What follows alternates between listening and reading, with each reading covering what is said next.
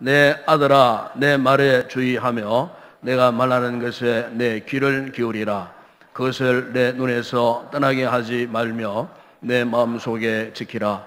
그것은 얻는 자에게 생명이 되며 그의 온 육체의 건강이 됨이니라. 모든 지킬 만한 것 중에 더욱 네 마음을 지키라. 생명의 근원이 이에서 남이니라. 아멘. 마음에서 이상 징후 현상들이 일어나는 분들이 많은 것 같습니다. 이를테면은 그들의 마음 한가운데가 금이 가는 듯 마음이 깨어져 버리는 그런 분들이 많습니다. 흔히 정신병이나 정신증이나 또 우울증에 걸리는 이유는 한마디로 마음에 뭔가 모르는 상처의 금이 갔기 때문이라는 겁니다. 마음이 깨져 버렸기 때문에 자기 감정, 자기 기분을 스스로 조절할 능력을 상실해 버린 것입니다. 그래서 어떤 상한 감정, 분노가 제대로 조절되지 않고 쉽게 인생을 포기하고 절망하고 그래서 극단적인 행동을 하게 되는 그런 경우를 종종 우리 주변에서 많이 보게 됩니다. 성경은 이 같은 마음의 상태를 잠언 25장 28절에 보시면 이렇게 표현하고 있습니다. 자기의 마음을 제어하지 아니하는 자는 성읍이 무너지고 성벽이 없는 것 같으니라 그랬습니다. 마음을 제어하지 못하는 상태, 즉 마음을 컨트롤하지 못하는 이런 상태는 마치 성이 무너지고 성벽이 없는 것 같은 상태와 똑같다고 성경은 그렇게 표현을 하고 있는 것입니다. 만약 여러분 성벽이 무너지고 성이 없다면 어떻게 되겠습니까? 도적들이 마음 놓고 쳐들어와서 마음대로 그 귀한 것들을 다 놀아게 갈 것이 아니겠습니까? 그러니까 무방비 상태에서 막을 도리가 없다는 것입니다. 또한 구약의 선지자 예레미야는 우리 인간의 마음을요, 예레미야 11장 9절에서 이렇게 말씀한 바가 있습니다. 만물보다 거짓되고 심히 부패한 것은 마음이라. 누가 능히 이 마음을 알리오마는. 그래서요. 그러니까 우리의 마음에 성이 무너지고 성벽이 없는 상태가 된 이 사람들의 마음이 결국 어떻게 된다고요? 마지막에는 심히 부패했다는 말은 썩었다는 말 아니겠어요? 심히 부패했다고 그렇게 말씀을 합니다. 여러분 요즘 우리 주변에 이 사람들의 마음을 한번 보십시오. 이제는 어떤 면에서는 성벽이 무너진 정도가 아니에요. 성읍이 완전히 뺏겨버리고 그리고 쫓겨서 이제는 벼랑 끝으로 내몰린 것 같은 그런 인생을 살아가는 사람들이 오늘 우리 주변에 얼마나 많이 있는지 몰라요. 그러니까 그 인생들을 보게 되면 정말 위태위태합니다. 불안하기 짝이 없는 그런 삶을 살아가는 분들이 오늘 우리 주변에 얼마나 많이 있는지 모릅니다. 바로 이 같은 마음의 이 상태 때문에 그들은 한없는 절망, 한없는 두려움, 결국 그 결과가 개인이 파괴되고 그리고 개인의 가정들이 파괴되고 이 사회가 이처럼 흉폭한 사회로 이렇게 바뀌어져 버렸다는 것입니다. 여러분 우리 사람은요 이렇게 외부의 영향도 많이 받아요. 그런데 어떤 면에서는 외부의 영향의 결과보다도 진짜 무서운 것은요 우리 내적인 싸움입니다. 내적인 싸움. 내적인 싸움에서 사실은 오늘 우리의 전 인생, 전 인격이 성패가 갈라진다고 보면 옳습니다. 이 같은 사실은 오늘 우리 믿음의 성도들도 마찬가지입니다. 우리의 육적 생활이나 영적 삶에 있어서 내적인 힘이 없는 사람은 죽을 힘을 다해가지고 어떤 일을 성취하고 성공의 자리에 올라갔다고 할지라도 그것을 향유할 힘이 없어요. 향유할 힘이 없다는 말은 무슨 말이겠습니까? 우리의 내적인 힘, 내구력이 없다는 거예요. 내구력이 없으니까. 여러분 보십시오. 요즘 우리 사회에 자주 지진이 일어나잖아요. 지진이 일어나는데 지진을 견딜 수 있는 그 힘을 내진력이라 말하는 거예요. 그러니까 내진력을 갖춘 이 건물은 흔들려도 이렇게 무너지지 않아요. 그래서 오늘 성경은 이 같은 우리 마음에 대해서 어떻게 말씀하느냐 하면 2, 3절에 보세요. 무릇 지킬 만한 것 중에 더욱 네 마음을 지켜라 그래서 생명의 근원이 이에서 남이라. 네 마음을 지켜라. 우리의 마음을 지킬 수 있는 내적인 이런 내구력이 있느냐 그 말이에요. 즉 오래도록 견딜 수 있는 힘을 우리가 내적으로 보존하고 있느냐. 이 내구력이 없으면 우리 마음이 쉽게 흔들리고 쉽게 깨어질 수밖에 없다는 거예요. 이 내구력이 없으면 내 마음을 내 마음대로 어떻게 좌우지 통제할 수 없어요. 그러니까 오늘 성경은 이 같은 마음의 상태가 바로 성벽이 무너진 상태와 똑같다고 그렇게 말씀하고 있는 거예요. 이를테면 여러분, 만약 오늘 여러분들이 누군가 굉장히 싫은 사람이었어요. 미운 사람이었어요.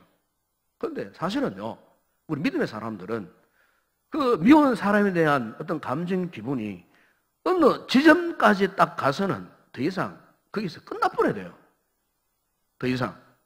그런데 그 미운 감정을 질질질질 끌고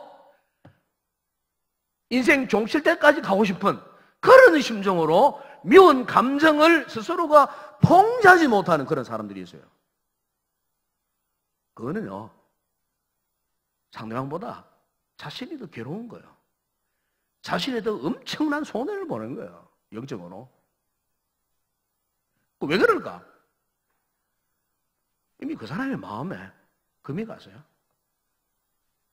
성이 무너지고 성벽이 없는 깨어진 마음이에요. 그러니까 이제는 더 이상 통제할 길이 없는 거예요. 여러분, 오늘 우리의 신앙은 우리의 마음이 깨어지지 않도록, 우리 마음에 영적인 성벽이 무너지지 않도록 마음 관리를 잘해야 되는 거예요. 겉으로 아무리 주여 주여 부르짖고 기도하고 겉으로 아무리 충성하는 척하고 아무리 경건 생활을 잘 하는 척해도 우리의 마음에 성벽이 무너져 있어요. 이미 금이 가 있어요. 이거 빨리 복구하지 않으면, 원 상태로 빨리 복구하지 않으면 다른 건 아무런 소용없어요. 왜? 우리의 마음에 생명의 근원이 우리 마음에서 일어나고 있고, 하나님의 생명의 근원이, 예수의 생명의 근원이 바로 딴 데서 주어지는 게 아니에요.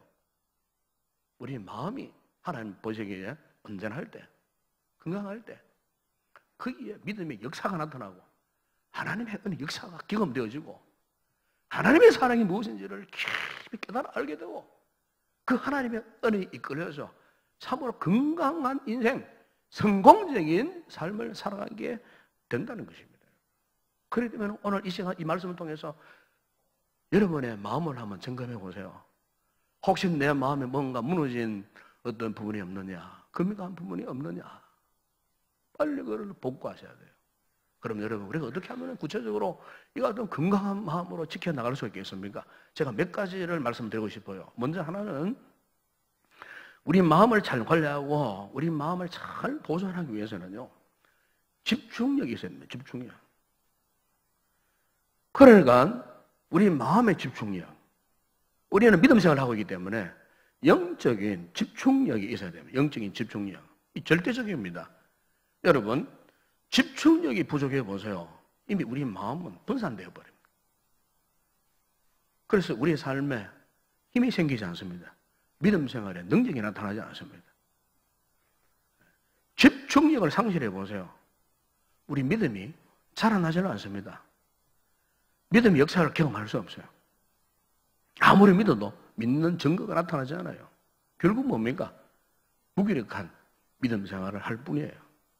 종종 이 무술을 하는 분들, 이 고단수들 보십시오. 무술 세계, 특별히 이제 검도하는 분들. 이 검도할 때 뭐 대금으로 뭐 이거보다도 이 진짜 이 검도는요, 진금으로 어떤 승부를 가릴 때가 있어요. 한 번씩 보면은 진금을 가진 사람, 진짜 칼, 그걸 말하는 겁니다. 반짝반짝한 날카로운 진금을 가지고 굵은 통나무를 딱 앞에 놓고 이 통나무를 이제 베는 시범을 볼 때가 있어요. 그런데 그분들 이야기 들어보게 되면은 자기 힘으로 한다는 게 아니에요. 물론 어느 정도 힘도 필요로 하지만은 힘이 있다고, 힘이 많다고 그 통나무를 자를 수 없다는 거예요. 중요한 것은 집중력이 중요하다는 거예요. 집중력. 그 나무를 뚫어지락 쳐다보는, 그래서 이미 생각에, 마음에 이미 그 통나무가 그 칼에 잘려지는 그런 그림이 그들의 마음에 생각이 그려지는 거예요. 그러니까 그 나무를 꿰뚫러 보고 온 힘을 그 마지막 그 칼날에 집중을 해서 뭐 바람을 자르듯이 이렇게 칼날을 휘셨을 때에 그 두꺼운 통나무가 한순간에 마치 톱으로 자른 것처럼 한순간에 잘려나가는 그와 같은 모습을 볼 수가 있어요. 여러분, 바둑을 하는 분은 잘 아실 거예요. 이 바둑의 천재라고 하는 이서돌 같은 이런 기사들 보십시오.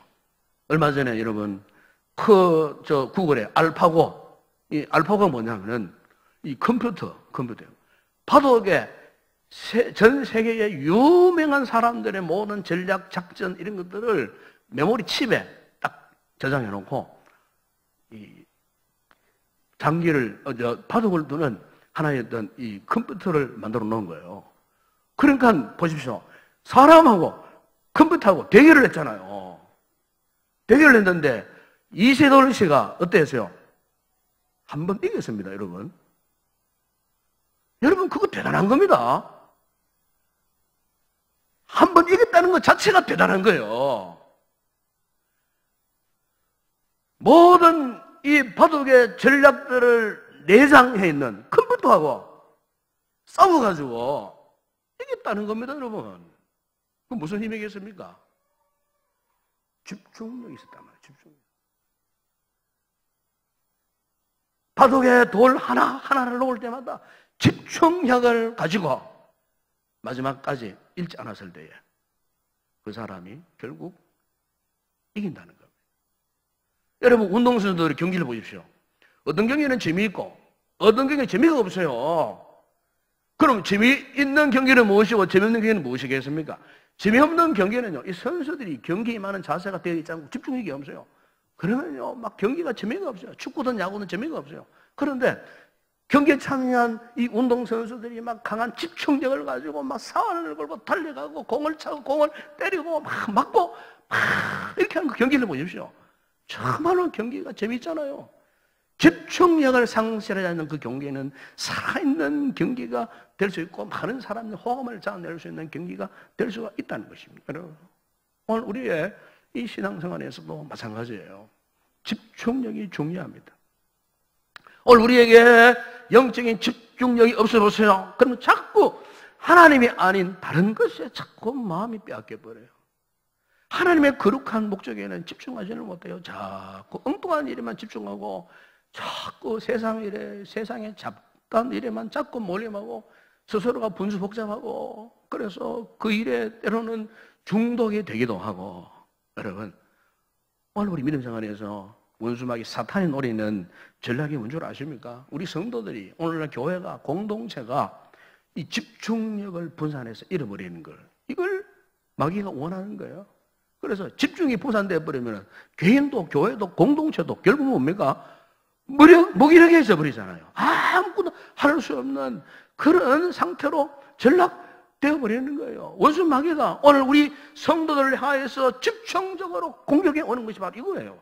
우리에게 이와 같은 집중력을 상실해 버리도록, 그래서 자꾸 세상의 다른 일에 애착을 가지고 집착하도록, 이렇게 우리 힘이 분산되도록 우리의 힘이 결집이 되어져서 오직 하나님의 일을 위해서 달려가야 되는데, 믿음으로 달려가야 되는데, 믿음으로 달려가지 못하도록, 신앙으로 살지 못하도록 자꾸 세상에 잡다한 것들을 총동시켜갖고 우리로 하여금 집중력을 흔들어버리는, 여러분, 이건요 사탄의 무서운 전략입니다. 여러분, 저는 종종 목회를 하면서 한때 참 믿음 생활을 그렇게 잘하는 분이, 믿음이 희미해지는 분들이 있어요.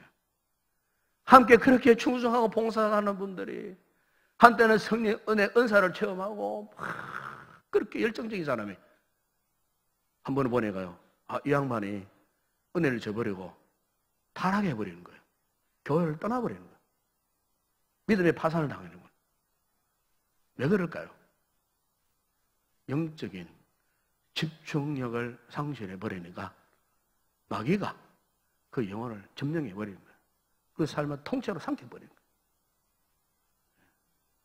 그래서 유명한 C.S. 루이스가 한 말 가운데, 우선 순위를 놓치면 첫 번째 것과 두 번째 것을 동시에 잃어버린다. 그래서 우선순위가 무엇입니까? 한마디로 집중력을 말하는 겁니다, 여러분. 세상이냐 하나님이냐에 대해서 하나님께 대한 우선순위, 즉 집중력, 이걸 잃어버리면은 하나님의 나라 것도 잃어버리고 세상적인 것도 다 잃어버리고 결국에는 우리는 인생 실패자가 되어버린다는 그 말씀이에요. 그래서 우선순위가 얼마나 중요한가. 왜? 그것은 우리의 믿음 생활에 있어서 이 집중력과 연관되어 있기 때문에. 그래서 여러분 사도행전 20장 24절에 보시면은 사도 바울이 이런 고백을 했어요. 내가 달려갈 길과 주 예수께 받은 사명 곧 하나님의 은혜의 복음을 증언하는 일을 마치려 하면은 나의 생명조차 조금도 귀한 것으로 여기지 않냐더라. 여러분, 이게 사도 바울의 집중력을 지금 말씀하고 있어요. 사도 바울은 오직 하나님께 받은 사명 은혜의 복음을 증거하기 위하여 자신의 생명을 조금 더 귀하게 여기지 않는다고 고백하지 않습니까? 예? 그러니까 바울은 자신에게 주어진 사명이 무엇인가를 분명히 알았어요. 자기가 어떤 일에 집중을 해야 하는지를 그는 분명히 알았던 사람이에요. 예? 요즘 우리 주변을 보면은 참으로 참 믿음 지키기 힘든 그런 환경들이 많이 있잖아요. 믿음 지키기 힘든 이런 환경 속에 여러분, 우리가 집중력이 없으면, 영적인 집중력이 없으면 믿음 생활을 못해요. 믿음을 지켜나가기가 정말 힘든 이런 시대에 우리가 살고 있어요. 그러나 사도 바울처럼 이 같은 영적인 집중력을 가지고 있으면 누가 무슨 말을 해도 흔들리지 않아요. 어떤 방해를 해도 흔들리지 않아요. 어떤 시련, 어떤 핍박이 와도, 어떤 손해를 보더라도 수많은 사람들이 달려 들어와가지고 나를 흔들어내도 흔들리지 않아요. 무너지지 않아요. 집중력이 있으면. 오늘 사랑하는 성도 여러분, 오늘 여러분에게 이 같은 영적인 집중력이 꼭 회복되기를 주의 이름으로 축원합니다. 그래야 우리의 마음을 견고하게 지켜나갈 수가 있는 거예요. 그 다음에 또 하나는 이 집중력뿐만 아니고 우리 성도들은 인내력을 훈련받아야 됩니다. 인내력. 인내입니다. 인내. 여러분, 우리가 신앙생활 중에 어느 날 갑자기 닥쳐오는 시련이 있잖아요. 갑자기 닥쳐오는 시련. 그것도 엄청난 시련.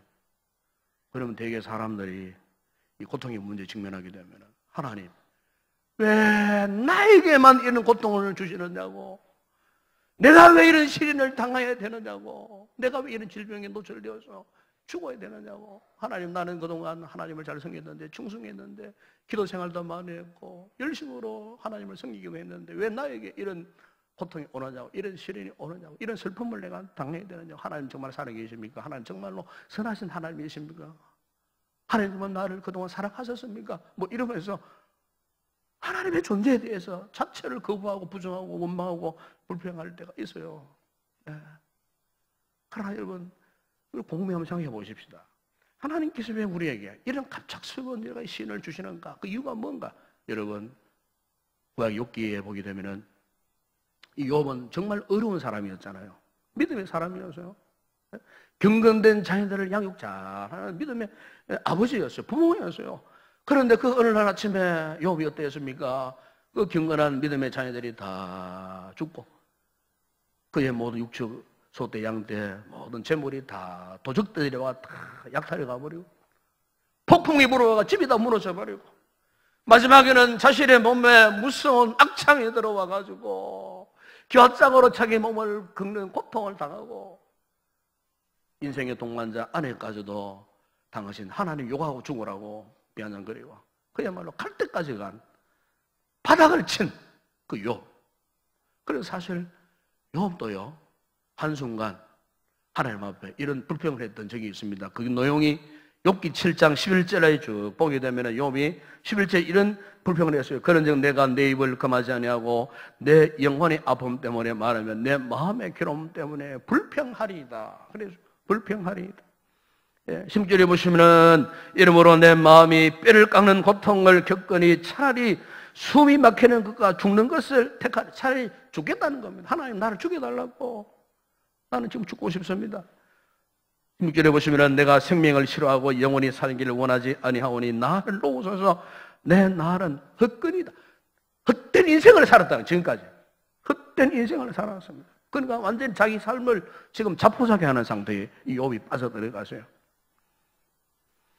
20절에 보시면은 사람을 감찰하시는 이여 내가 범죄하였던들 주께 무슨 해가 되오리까 어찌하여 나를 당신의 관역으로 삼으셨습니까? 당신의 관역으로 마치 궁수가 화살을 들고 관역을 목표로 쏘듯이 지금 자기가 하나님의 쏘시는 화살을 맞고 있다는 거예요. 하나님 왜 나를 관역으로 삼으셨냐고 하필이면 다른 사람도 있는데 왜 나를 목표물로 삼으셨냐고 하면서 욥이 그야말로 전전긍긍하면서 이렇게 고뇌하고 탄식하고 호소하는 욥의 모습. 그런데 정작 하나님께서 욥에게 어떻게 반응하셨느냐? 침묵하셨어요. 참, 여러분 우리가 이런 일을 당해보세요. 기가 막힌 상황 아닙니까? 묵묵부답. 하나님은 전혀 반응을 하지 않으셨어요. 사는 여러분, 우리가 종종 이 같은 급작스러운 시련, 환난, 인생의 문제 앞에 섰을 때에 종종 하나님께서는 우리에게 답을 하지 아니하실 때가 있습니다. 침묵하실 때가 있습니다. 왜 그럴까요? 바로 그 하나님의 침묵 속에 깊은 교훈이 있는 겁니다. 그 교훈이 뭐냐? 인내입니다. 인내. 하나님은 우리가 그와 같은 시련과 환난의 밤을 지나는 동안에 과연 네가 끝까지 참을 수 있느냐? 인내할 수 있느냐? 그걸 지금 하나님께서 테스트해 보시는 거예요. 그래서 여러분 야고보서 1장 2절이야 4절에 보면 이런 말씀이 있지 않습니까? 내 형제들아 너희가 여러 가지 시험을 당하거든 온전히 기쁘게 여기라. 이는 너희 믿음의 시련이 인내를 만들어내는 줄 너희가 알미라.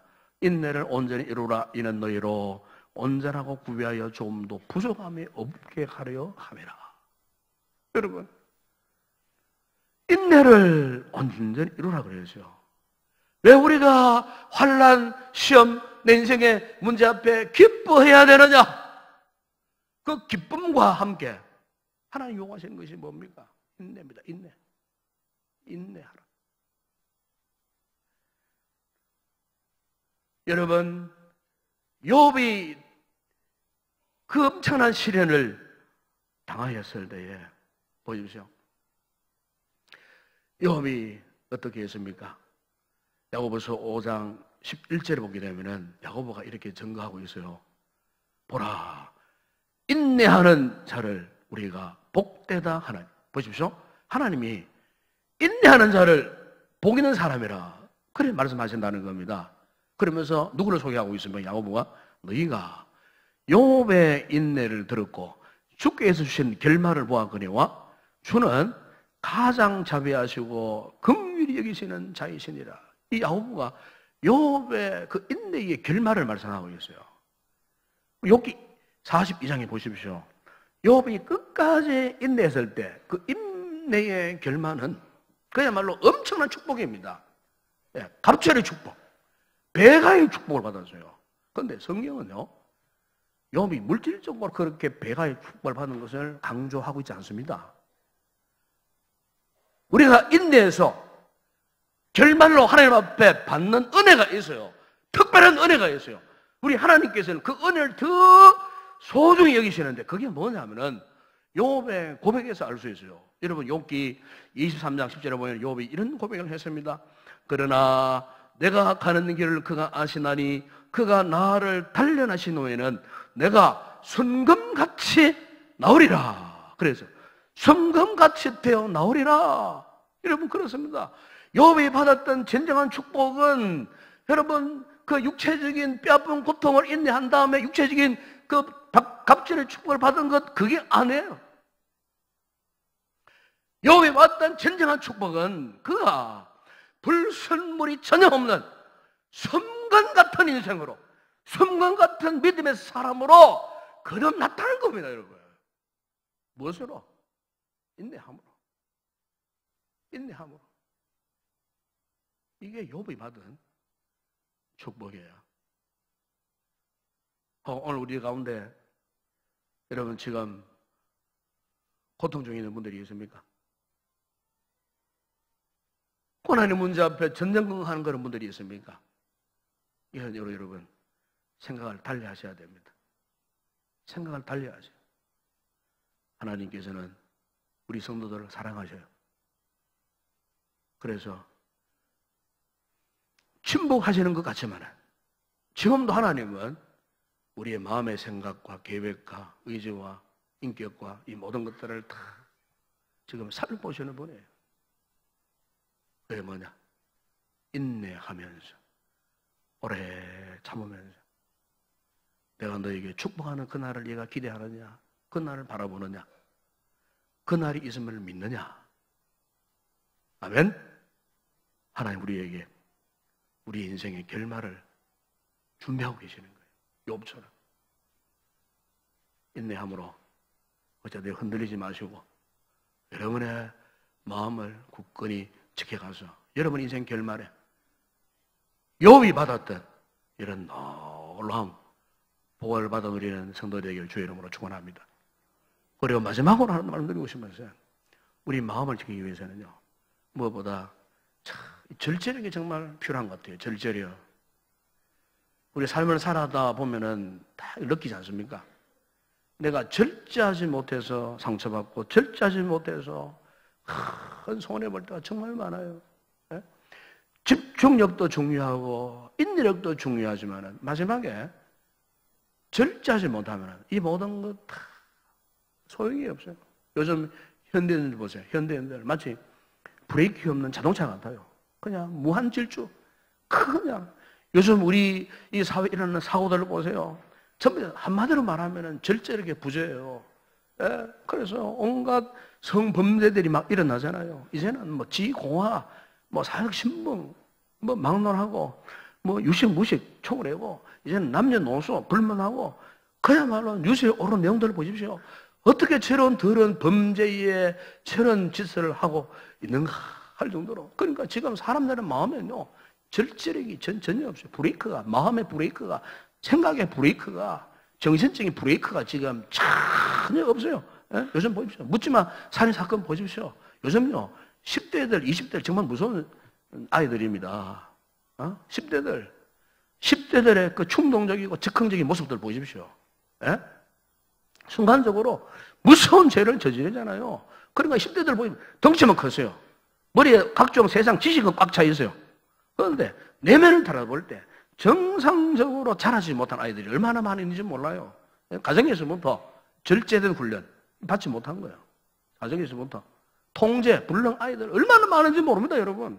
우리 믿음의 성도들, 우리 자녀들 잘 키우셔야 됩니다. 다른 것보다도 절제할 수 있는 능력, 절제력을 가진 아이를 그 키우세요. 아이들 좋다고 뭐 다 사입히고 다 입히고 다 가는 거 다 허락하고 그래서는 안 된다 그 말이에요. 가정에서부터 브레이크가 있는 아이로 자라게 만들도록 그렇게 하셔야 되는 거예요. 예? 여러분 오늘 우리에게 무엇이든지 할 수 있는 힘이 있다. 자유가 있다. 여러분 그때 가장 위험한 순간입니다. 왜요? 절제력이 없으면요 그걸 가지고 오히려 나를 망하는 도구로 사용하는 거예요. 제가 지난주 주일날 설교했습니다마는 다윗의 경우를 보도 그렇지 않습니까? 다윗이 그야말로 쫓겨 다닐 때는 하나님 찾고 하나님께 묻고 하나님을 의지했어요. 왕이 되었어요. 나라가 안정이 되었어요. 그의 영역이 넓혀졌어요. 자기에게 무한한 힘, 무한한 자유가 주어졌을 때, 그때 다윗의 일생일대의 가장 치명적인 큰 죄를 범하였잖아요. 여러분, 오늘 우리도 그렇습니다. 우리도 가진 건 많다고 했을 때, 나에게 힘이 있다고 했을 때, 그때가 가장 위기입니다. 가장 위험한 순간이라는 사실을 여러분 잊지 마시기를 바랍니다. 그럼 여러분, 우리가 어떻게 하면은 이 같은 집중력, 인내력, 절제를 갖춘 건강한 마음을 지켜가는 삶을 살 수 있겠습니까? 여러분 의지로 되겠습니까? 여러분은 어떤 지식으로 가능할까요? 여러분이 갖고 있는 능력으로 가능할까요? 여러분 그 어떤 것도 가능하지 할 수 없어요. 가능한 것 딱 하나 있어요. 그걸 사도 바울이 빌립보서 13절에 이렇게 고백했습니다. 내게 능력 주시는 자 안에서 내가 모든 것을 할 수 있느니라. 아멘. 내게 능력 주시는 자가 누굽니까? 성령의 능력을 말씀하고 있는 겁니다. 성령님이 우리 안에 내적인 힘, 영적인 힘을 공급해 주실 때 내가 어떠합니까? 내 마음을 다시 세울 수 있는 거예요. 때로는 내 마음을 내가 내 마음대로 좌우지할 수 없어요. 내 힘으로는 감당할 수 없어요. 그러나 성령님이 함께 하시면은 내 인간의 노력으로 내 의지로 되지 않는 것도 성령께서 우리에게 집중력이 생기게 만드시고 인내력이 생기게 만드시고 그리고 절제력을 주셔서 성령님의 통제하에 있을 때에 우리가 그분의 능력으로 우리의 마음을 지키는 삶을 살아갈 수 있는 거예요. 그래서 에베소서 5장 18절 보십시오. 술 취하지 말라. 이는 방탕한 것이니 오직 성령으로 충만함을 받아라. 성령이 지배를 받아라 그 말이에요. 성령이 지배를 받아라. 그래서 5장 16절에 보시면은 내가 이르노니 너희는 성령을 따라 행하라. 그리하면 육체의 욕심을 이루지 아니하리라. 그래서 성령을 따라 행하면 육체의 욕심을 이루지 않는다고 분명히 말씀하지 않습니까, 여러분? 그래서 5장 22절 23절에 보시면은 오직 성령의 열매는 사랑과 희락과 화평과 오래 참음과 자비와 양성과 충성과 온유와 절제니. 그래서 성령님의 역사를 통해서 우리에게 오래 참음 인내도 생기고 절제도 생긴다 그 말이에요. 그래서 5장 25절에 그래서 이렇게 말씀합니다. 만일 우리가 성령으로 살면 또한 성령으로 행할지니. 아멘. 사랑하는 여러분, 우리의 매 순간 성령님을 의지하시기 바랍니다. 성령님의 도우심을 받으시기 바랍니다. 절대로 자신을 믿지 마세요. 인간적인 어떤 요소로 믿지 마세요. 성령님을 적극적으로 신뢰하세요. 그렇게 할 때 우리 속에 영적인 집중력, 영적인 인내력, 그리고 절제력이 생기면서 그 어떤 외부의 죄와 사단의 도전도, 유혹도 이런 거는 상관없는, 그래서 흔들리지 않는, 그래서 우리의 마음이 굳건하게 세워지는 영적인 이 거룩한 힘, 이 힘을 공급받으면 어떤 상황 속에서도 우리 마음을 지키고 그리고 하나님의 거룩한 목적대로 살아가는 위대한 성도들이 될 줄로 믿습니다.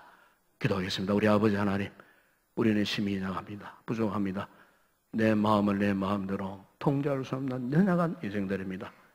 아버지, 우리가 이렇게 영적인 집중을 갖고 싶고 인내를 갖고 싶고 자제를 갖고 싶어도 우리 인간적인 힘으로 노력으로는 감당할 수 없습니다. 그러나 성령님이 우리 가운데 오시고 성령의 능력을 주시고 성령님이 우리를 지배하시고 우리가 성령님에 이끌려 살아갈 때에 이 같은 영적인 힘이, 에너지가 공급되어 주는 줄로 믿습니다. 이 힘으로 우리의 마음을 견고한 성곽처럼 지켜나가 인생의 성공자가 되고 하나님 원하시는 목적대로 쓰임받는 귀한 우리의 삶이 되게 하여 주시옵소서. 예수님의 이름으로 기도드리옵나이다. 아멘.